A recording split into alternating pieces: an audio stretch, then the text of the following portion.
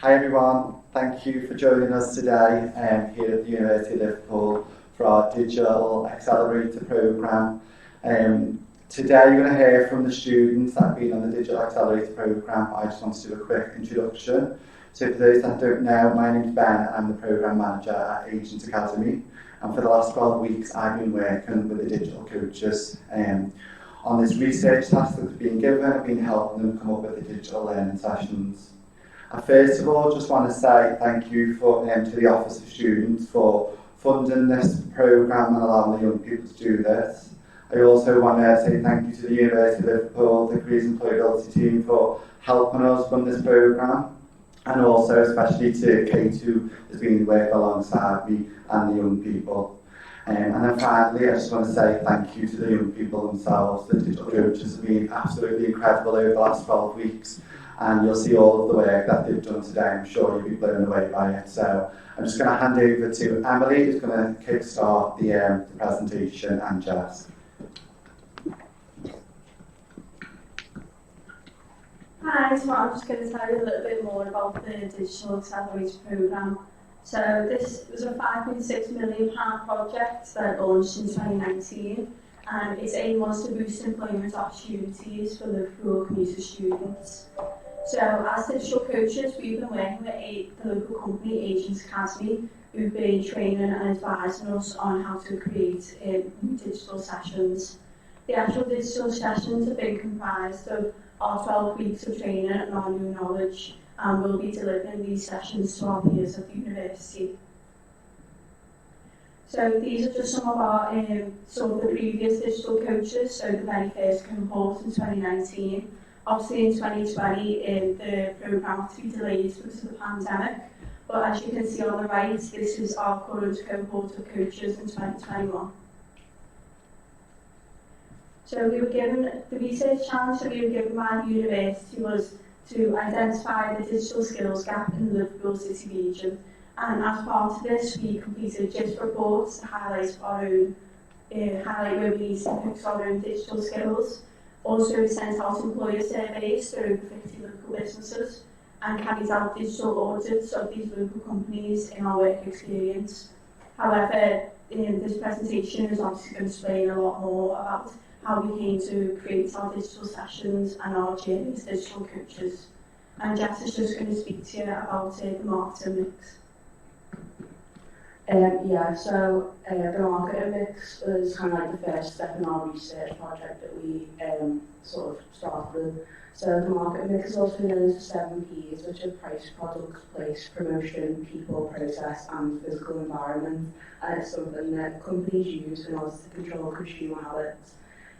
This process is essential for companies to assess where they stand now in order to create a successful plan for the future. And from using the marketing mix, we basically use the 7 Ps to investigate the university and its current clientele base, and this is what we found. So in terms of price, we were looking at ideas around academic research and research grants. In terms of product and what the university offers, they offer a range of courses, accommodation, student services. These can take place on campus or online. It says promotion, the uni uses a lot like adverts, websites, social media, promote on UCAS, that sort of thing. The 2 main kind of people groups that we identified were staff and students. In terms of process, we looked at sort of like what sort of process the student would undertake when applying and researching online. And then in terms of our physical evidence, we were looking at the campus itself, the qualifications and promotional materials. But there's a bigger list of them on our strategy project. So the key takeaways from this, like we investigated 7 different aspects of the university as a company, which allowed us to build a detailed client profile. And we now know how the university reaches their students, who these students are, and what the university offers them. Our deeper understanding of the client puts us in good stead for future plans surrounding the creation and delivery of our skills sessions.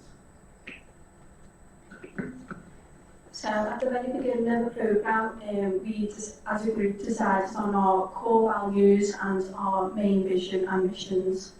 So our main vision was to create a future where digital and technological skills are taught to young people so that they can reach their full potential and succeed in the working world. And some of our missions were to deliver high quality coaching sessions to increase the employability in graduates, and to ensure that these sessions were promoted effectively to students. And just some examples of our core values are commitment, respect, honesty, diversity, ambition and teamwork and collaboration. And we thought that our values reflect on how we would act towards each other and our work ethic, and our missions would lead the way to our main vision for what we had for the programme. I'm just going to talk about SMART objectives now, but I wanted to say that so with the marketing mix, we're not establishing kind of where you are now, and then our vision, mission and values is all about where we want to be in the future, and our SMART objectives were kind of essential in being kind of stepping stone between those 2 points. So SMART objectives are set to ensure objectives are effective and precise. They have to be specific, measurable, achievable, realistic and time-bound. I'm just going to give you a quick example just of our first SMART objective, and then there's a list of them on our larger document. But, so the first one is that you will need to each complete the digital capabilities survey, which I'll email out to each of you. Once again, this will need to be completed by close of play on Friday the 25th of June. So this is a SMART objective that it's specifically given us a task to do, which was completing the capabilities survey. It's measurable because you can review the report results afterwards. It's achievable because we will provide with a link. It's realistic because it helps us to understand our current digital skills capabilities, and then it's time due to the deadline. So I'm just going to hand over to Luke and Aaron now, who are just going to talk to you about competition. So thanks for that, Jess. So the next few slides are going to be on competition and best practice and how we can kind of incorporate these and compare them to our digital skills sessions.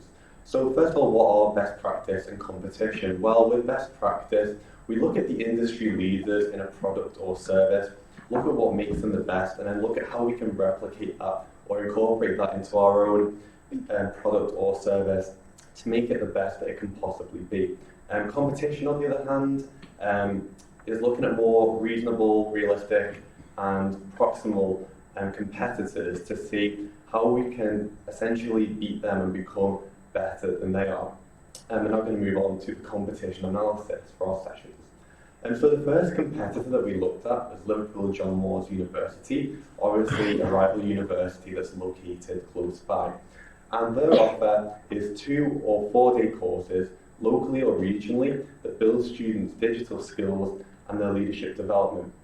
Now, they also offer sessions made with collaboration from different partners such as NatWest Business Builder and the Bathgate Group. And really a key takeaway for the University of Liverpool in looking at this competitor is that we should utilise our status and reputation in the Liverpool city region to offer courses that cater to the needs of the local area and also the local job market. And another key takeaway from this is that we should find and work with new partners to make high quality sessions that students will really enjoy. And now I'm going to pass on to Aaron. So the second competition we looked at was University of Edinburgh, and they offer a real similar programme to how we've done. They've got a dedicated digital skills and training team just like we've got, and a few good things that we saw that they did differently was they had a great booking system to book these digital sessions in for students to book in. And they also, what they did is they marketed widely on social media, had a specific page for the digital coach team, and that led to great engagement. Another thing they done is they had a day just to promote digital coaches, which was called the Digital Skills Festival. So a key takeaway for the University of Liverpool is that we could provide an efficient booking system for our digital sessions with a great user experience, which would lead to greater engagement. We could also do a similar day, just like the Digital Skills Festival, like Edinburgh did on campus, and find we could market a bit more on social medias, which would lead to greater engagement. Now I'll give it to Paul and Andre, who looked into best practice.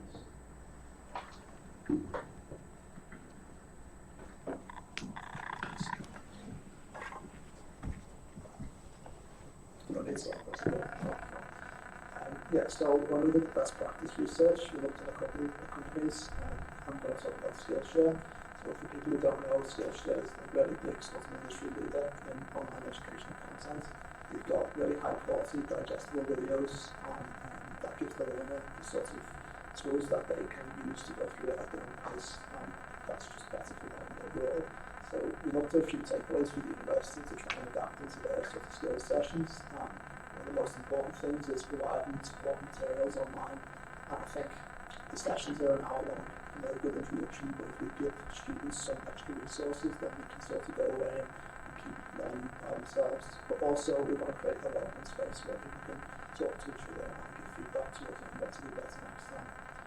That's what it's like there. Yeah. Should I keep my mic like this? Yeah. No hand. Yeah. Okay. What I'm going to talk about is the Open University. The reason we looked at the Open University is because they provide online courses for free and worldwide and for anyone to learn. And the other reason we looked at them is they also provide a unique blend of learning style that combines both reading, both their own resources and extracurricular resources, watching and listening videos and podcasts for extra resources, as well as promoting assessment for learning via either quizzes or other external websites. At the end of the course, they also offer free certificates as well to recognize achievements made by the students who completed the course. And the key takeaways from this is to perhaps implement a HERE accreditation for attending 7 digital skill sessions, which makes up 7 hours of which makes it perfect for HERE accreditation, which doesn't only incentivize the student to attend a single session, but also encourages them to look for more sessions as well, and really go deep into learning more digital skills. Secondly, at the end and beyond, after these sessions have been delivered live, a recording of these sessions can also be delivered. So kind of like Skillshare with the digestible video content and the Open University are available for free to existing students. In case students want to review the sessions or they couldn't attend the session, either because they're doing a virtual degree or the university course was getting in their way. So now I'm going to pass on to Tazim, Irma, and Jenny, who are going to talk about the PESTEL analysis.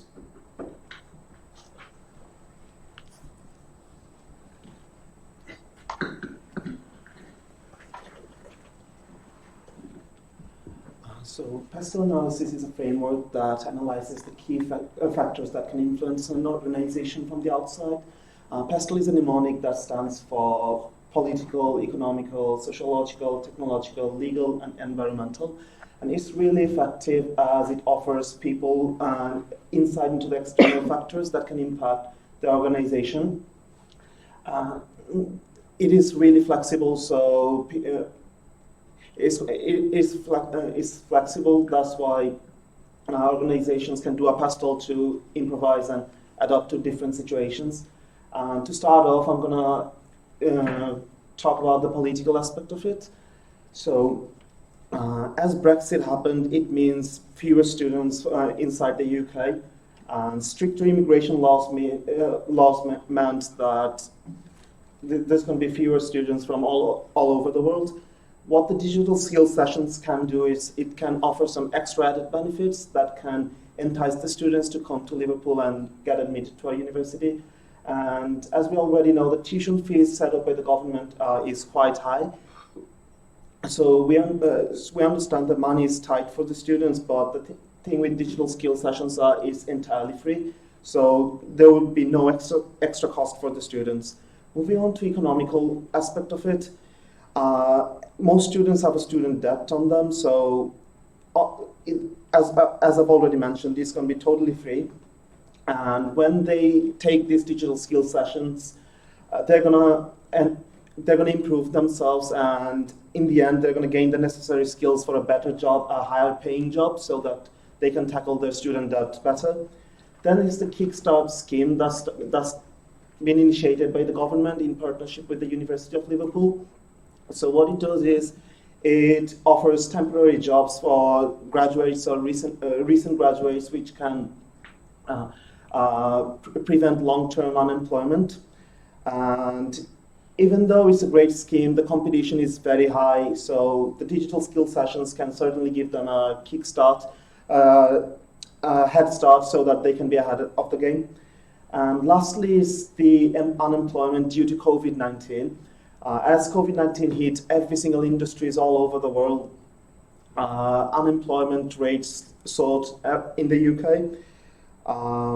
So these digital skills can provide students an alternative career option so that they can venture around and they can find what they want to do, and while they still look for a job, they can improve these skills, and of course this is going to give them a head start. Now I'm going to pass it to Irma, who's going to carry on. So I'll be analysing the social and technological factors. So under social, the first one is change in career attitudes. So 46.6% of people in employment worked online or remotely during the pandemic. And there has been a drastic change in people's attitude towards the employment process to improve their chances at getting a well-paid job. Since the world is moving towards working remotely, a better grasp of basic digital skills is needed to be efficient in the workplace and also stay in touch with people socially. The second one is funding cuts. So there's a plan that's been set up to reduce spending for non-prioritised subjects from £36 million to £19 million, with savings being directed to areas such as nursing and computing. So funding cuts, especially for creative subjects in education, can affect people, especially from disadvantaged backgrounds. This in turn can affect the digital skills market since there is already a lack of resources and support, hence the importance of delivering these sessions to students. Thirdly, inability to apply learning to jobs. So around 44% of people with a degree work in a completely different field that is not related to their profession, while 46% of people in UK say that their learning is not applicable to the normal tasks in their job. Now this may include technological tasks and the potential lack in the digital skills gap around the current generation of students. This can have a negative impact on students socially, knowing that their degree may not get them their dream job. So a reduction in the digital skill gap will increase the likelihood of getting a job after graduation. Now moving on to the technological factors, the first one is lack of basic digital skills. Around 10% of population have zero basic digital skills in the Northwest, while around 69% of organizations are currently facing a digital skills gap. This again emphasizes the importance of delivering digital skills session, as some people, while they may have adapted and improved their skills in order to continue working effectively during lockdown, but there are other people without enough information, technology, or assistance who have been left without any digital skill or experience. Secondly, no access to online learning. So the Department of Education was able to provide students with laptop and networks in order to access their school online. However, this was only limited to students in sixth form, leaving universities to provide their students with laptops so they could work from home. Now this would have meant that many students would have had limited or maybe no access to their online learning whilst waiting to receive these tools from the university.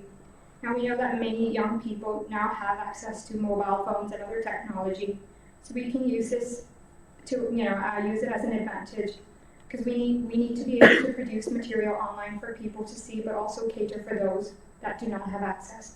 And lastly, improved education experience. So 34% of upcoming undergraduates would rather go to a university with a more online or distant learning approach, while 44% of 2020 undergrads are considering online courses instead of in-person courses, requiring increased use of digital skills. However, new technologies are allowing us to further improve the education experience, so tech such as virtual reality and artificial intelligence can be used to make education more accessible. So for example, using technology to adapt to different learning abilities and difficulties, or using websites and social medias to contribute towards getting the messages out to students and staff at the university. Hence, with a variety of apps and softwares, we can adapt our digital skills session online and in person. I'd like to pass on to Yanni now. So I'm going to be talking about the environmental and legal factors. So for the environmental factors, we have the carbon neutral policies.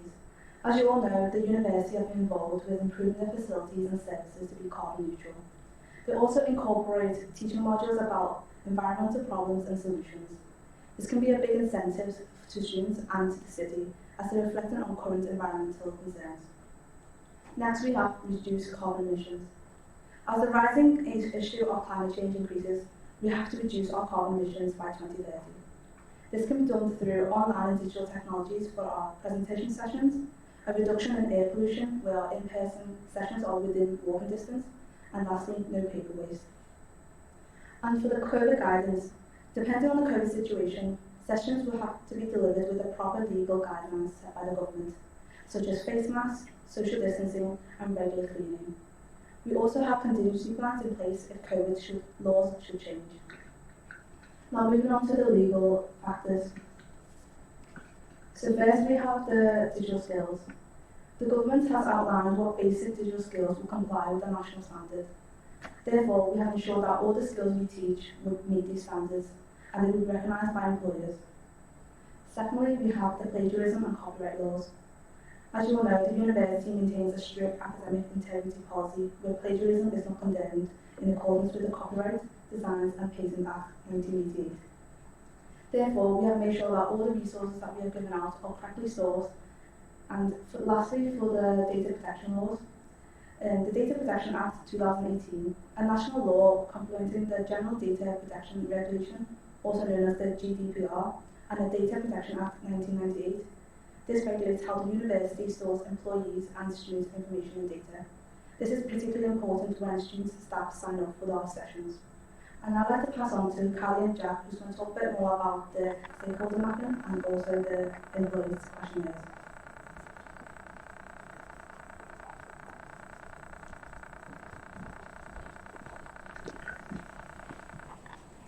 So our next step was stakeholder mapping. This is where we identified and categorised the different stakeholders in our project. So we ranked them by how interested they are and how much power they have. So we could visualise how they're connected to the Digital Accelerator programme and how much influence they have over it. So we could anticipate what kind of expectations they have and better meet their needs. So if you have a look at the map, you can see that we identified employers as someone that we need to take into consideration. So Jack will talk about how we use this to influence our session. Thanks, Kelly. So this was an employer survey that we sent out at the very start of our programme. As Kelly said, we identified employers as a major stakeholder. So we were using this survey to gather information on the digital skills that the businesses were good in and they were lacking in, and we're using that then to identify gaps that graduates need to fill in these employment sectors. We couldn't fit all of our key findings inside of our presentation. You can find the full list in the strategy documents. These are just a few that we wanted to highlight. So the first one is 82% of employers ask team members to rectify IT issues. And this is mainly highlighting that most employers are trying to get in-person tech support rather than outsourcing to other technology companies. And so any sort of technology skills or digital skills that you have as an employee makes you a really valuable team member in that industry. The next one is 90% use technology to solve problems. And this is just to highlight how many, we interviewed and surveyed a range of industries, and still 90% are saying they use technology to solve problems. And it's just showing how important these digital skills are no matter where you go. The next one is 15% of staff receive no training for new technology. And this seemed to be that employers were saying that they were too busy to be able to do any formal training with new technology. So we're having to try and let their staff hit the ground running and learn the technology as they went, and were able to ask for help. So it just shows that if you had no digital skills whatsoever, this would be quite difficult to do. So any sort of basic digital skills, whether it's the technology you're going into or not, would be massively helpful. The next one, 40% have little to no digital infrastructure prior to lockdown. So this is just showing that prior to lockdown, not a lot of industries had any digital infrastructure. And then after we came through lockdown and people have realised that everything should be available online, should it need to be, because something like this could happen again, they're all now working to build digital infrastructure. So all the roles that are now going are requiring some sort of digital skills from employees. So teaching them now will make them very desirable. And the last one is the platforms used by 60% of employers. So this was part of our survey where we sent a range of software and apps and asked whether they used them or not to see what employers were using. And quite a lot of our digital coaches have decided to do digital sessions on this because of their prevalence in the industry. So, our key findings, we've used them, as I said, there's a load more in the strategy document, but from what we've seen here, we're using them to build valuable learning sessions, and this is why, this is what our, us as the digital coaches have been doing. But now I'd like to hand over to Maren.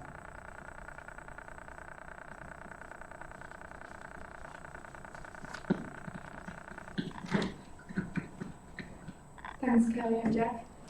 So now I'll explain what is meant by the JISC report that we have done in the beginning of our program. So the JISC report highlights the core digital areas for digital coaches.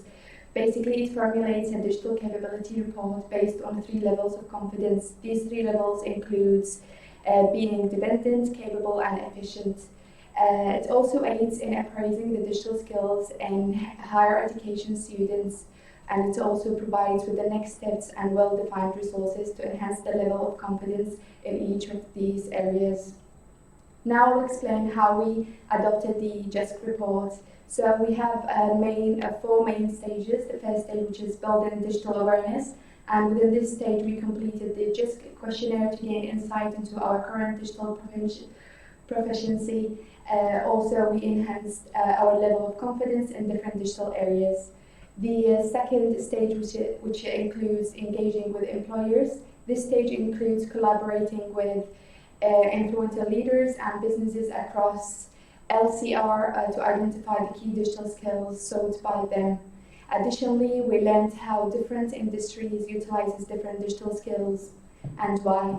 Thirdly, we created a digital skills session. In those digital skills sessions, we created an engaging digital skills.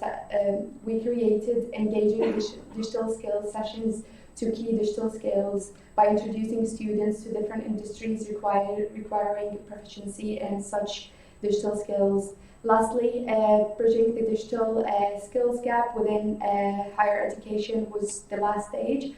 So it includes building digital awareness via informative digital skills sessions and encouraging university students to keep learning and exploring relevant digital skills. Next slide, please. Next slide. Now I will explain what are the key findings of the JISC report. So the first thing is the common skills among the group. This common skills, we use digital skills, being digital identity management were some of the group's better skills, with most of the group being capable or proficient. And while digital participation, digital creation, problem solving and digital learning activities were areas where a lot of group needed developing. Secondly, the digital skills gap covered the JISC report, which the JISC report highlighted that 72 of the students were developing in terms of their confidence in digital participation, but this is a skill that nearly 90% of businesses within the Liverpool city said they needed. So the JISC report highlighted that digital creativity was an area for developing. The employee survey highlighted that nearly 75% of businesses use a range of media in order to share information about their businesses, therefore requiring a level of capability and digital creativity. Lastly, the JISC report highlighted that the group needed developing in problem solving. 90% of the businesses stated that they use digital tools in problem solving, demonstrating the need for the skills. So now we can conclude that the new digital landscapes was needed for us as a digital coach to learn new digital skills. And now I'll pass it to Jay and Lucky to cover the session about digital learning sessions.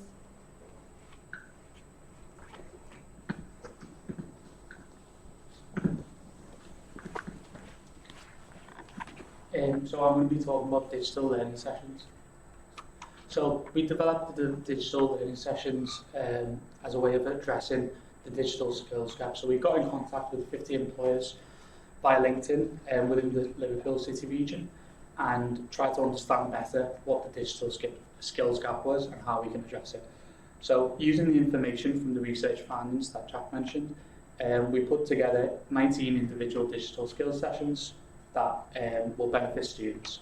So you can find all 19 on the strategy folder that I'm sure Ben's passed over, but I'd like to talk about 3 in particular today. So the video editing session will be led by our digital coach Jess. So Jess will be providing students with an introduction to video editing and using the software KinMaster, which is available on iOS and Android. And you can really expect an interactive session and something you can walk out of with an understanding, a basic understanding of video editing. The second session I'd like to talk about is coding, which is obviously something that's usually very popular. So Lucky will be leading the coding session. I've attended it. I was lucky enough to attend it. It will be on a website called CodePen, which is really helpful, and you can walk away with a basic understanding of coding and have a great, and if it's something you'd like to further understand, there's resources that are available. The final session I'd like to talk about is WordPress. So this is something that a lot of employers within the Liverpool City region pointed out that they require from employees or would like to see in recent graduates. And Callie Jo will be leading that with teaching you how to create websites, and so again, an introduction to the field, and you can walk away understanding how to create a basic website. I'll pass it over to my colleague Lucky to talk to you about personas. Thank you, Jai, and I appreciate your kind words about my session as well. So, personas. So, in order to understand our audience when developing the learning sessions, we created personas of university students who will be potentially attending and benefiting from our sessions. So, what are personas and why do we need them? So, personas are created based on our research and analysis. So, they help us to identify and understand individual needs and wants, and also their personal context and what they want in the future as well. And by creating personas, they give us a way to empathize with individuals as well. So here I'll give you a brief overview of 3 different personas, although we have 2 more personas within our strategy document. So we have our first persona, David, who's popular on campus in his early 20s, studying engineering, living in a student home, and who wants to become an entrepreneur after graduating. So his current frustration that he needs money to maintain his social life. And also he is not currently undertaking any business-related work experiences. And our second persona is Robin, a mature student in her mid-30s, living with her husband and kids, studying business, and she wants to become a role model for her kids and wants to a higher paid career that will eventually lead her to have financial stability. So her current frustrations is that she's not able to maintain a healthy work-life balance due to her family commitments. So she wants a career which will give her the freedom to work remotely as well. And lastly, our third persona, Shooting Chan, who is an international student in his early 19. Sorry. Yeah. So he's 19, currently living in university halls, and he's studying medical science. But currently he is feeling homesick and wants to gain more experience to travel the world and also work internationally. But because he's not currently having difficulty adapting to the new culture as well. So considering these 3 personas' needs, wants, and their frustrations, we have come up with some takeaway messages. So for David, he can join some business-related experiences and championships already available on our campus. And he can meet current entrepreneurs as well, which will eventually lead him to his goal, which is to become an entrepreneur and run his own business. And for Robin, we have designed a digital skills session, which she can attend both in person and remotely, and also minimize her current frustration and lead her to the job she wants in the future. And lastly, for Shooting, he can immerse himself with the available social events and cultural events, and also join societies already available on our campus, and also meet new people, enhance his networking skills, and also potentially meet who can give him international work opportunities. And now I'd like to hand over to my colleagues Mike and Tom, who will get you through the bio journey and campaign ideas.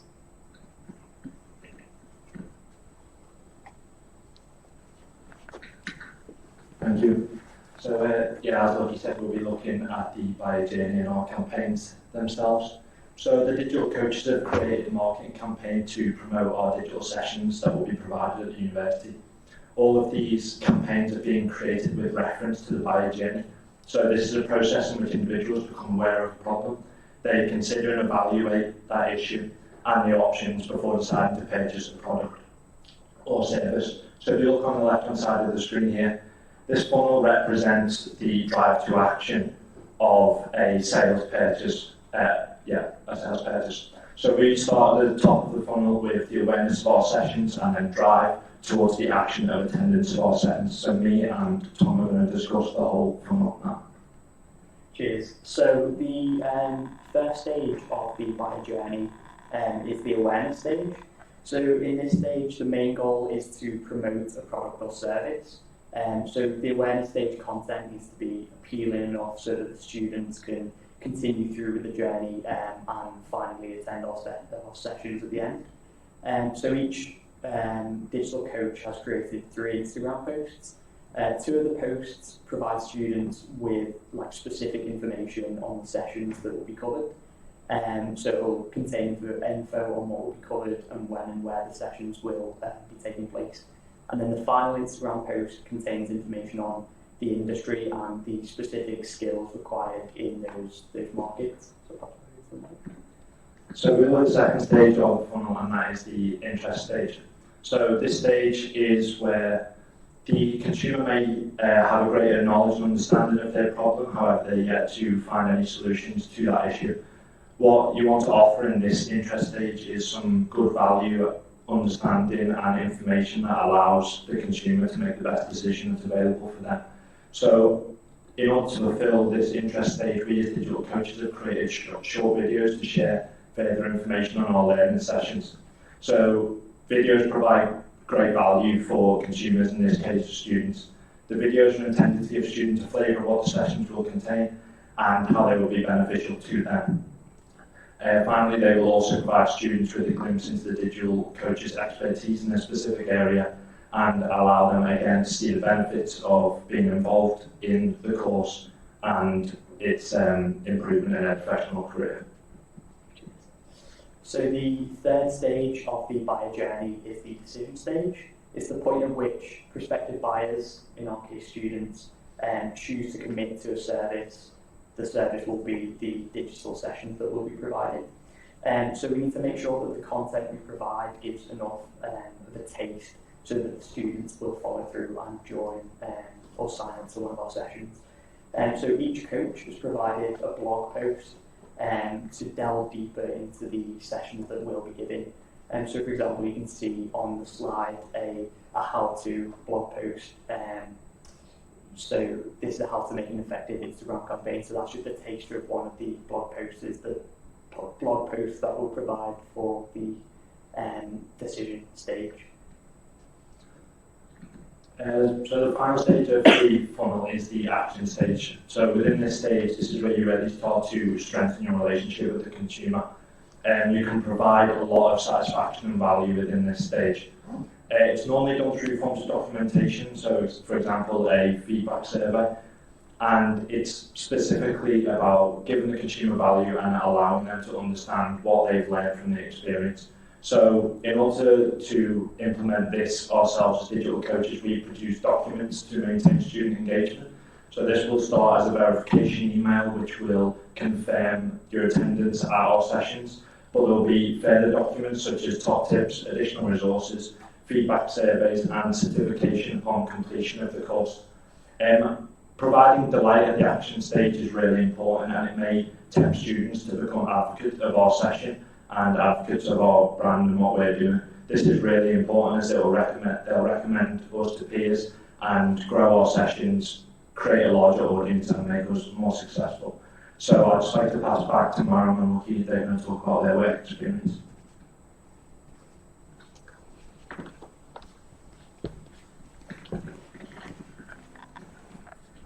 Thanks, Mike and Tom. So as part of the Digital Accelerator program, all 19 digital coaches completed a 3 days work experience with different businesses, as you can see, within the Liverpool City region. And part of the work experience, we completed a digital audit to give us a deeper understanding of what are the digital skills that a business needs.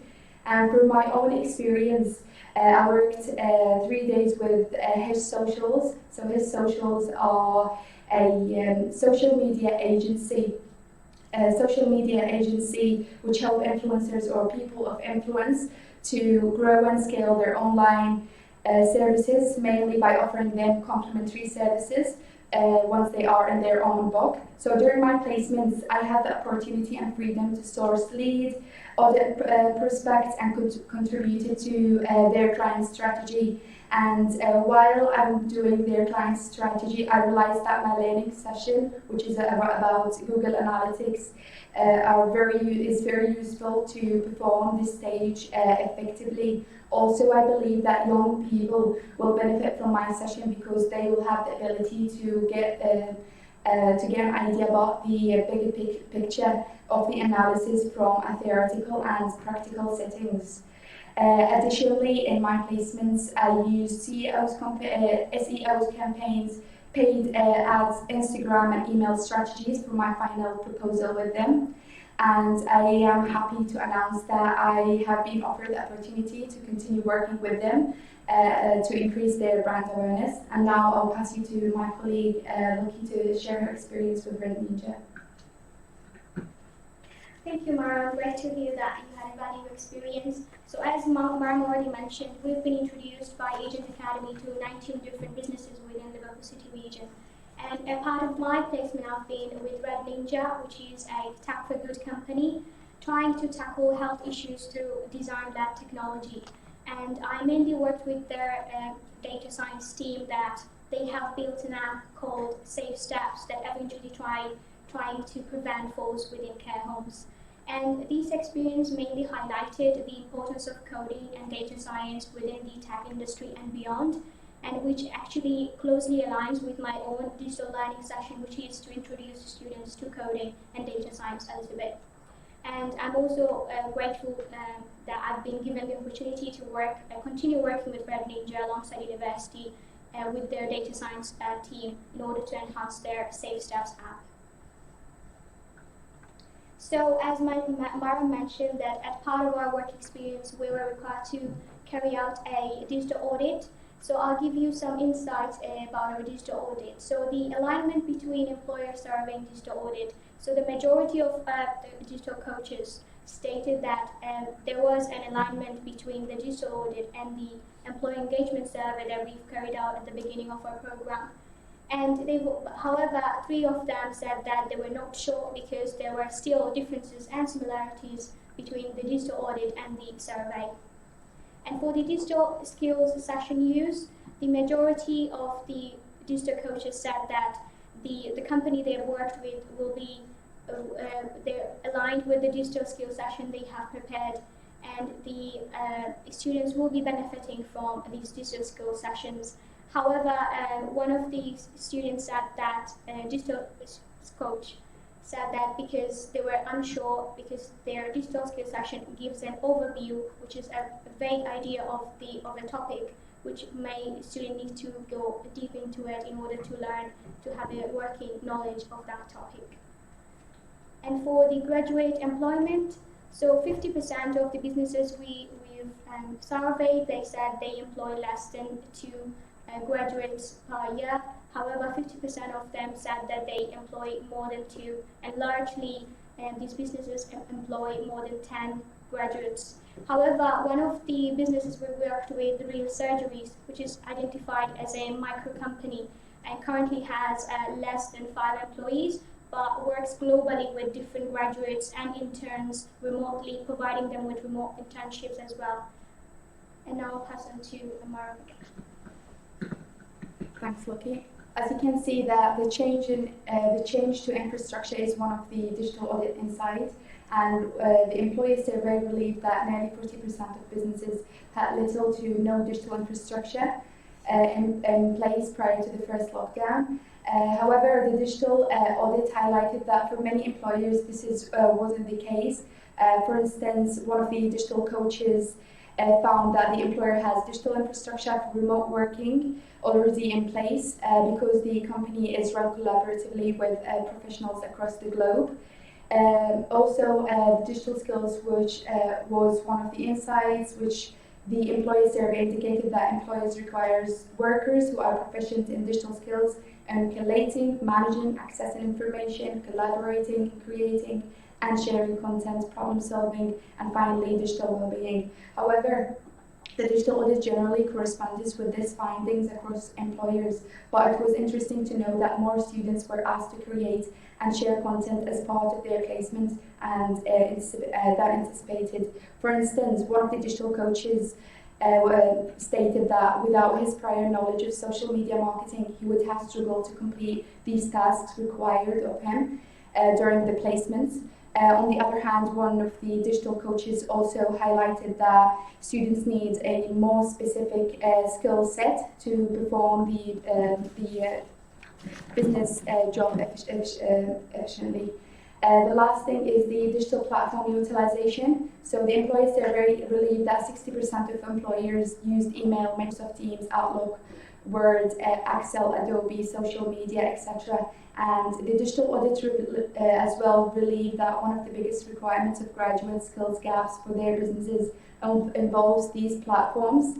However, meaning that despite their frequent use, they are not being fully utilized to their full potential. For instance, one of the employers that one of the digital coach joined them indicated that although they use the majority of key social media platforms, they had to improve their use of them to highlight their projects to reach to a further audience. Just to conclude now, to conclude our presentation today, we sincerely appreciate your attention and a massive thank you for the university for giving us this opportunity. And we would like to thank Agent Academy for being with us and for their effort and for preparing us during the last 12 weeks. And now we are interested to hear from you, from your thoughts and your questions. Thank you.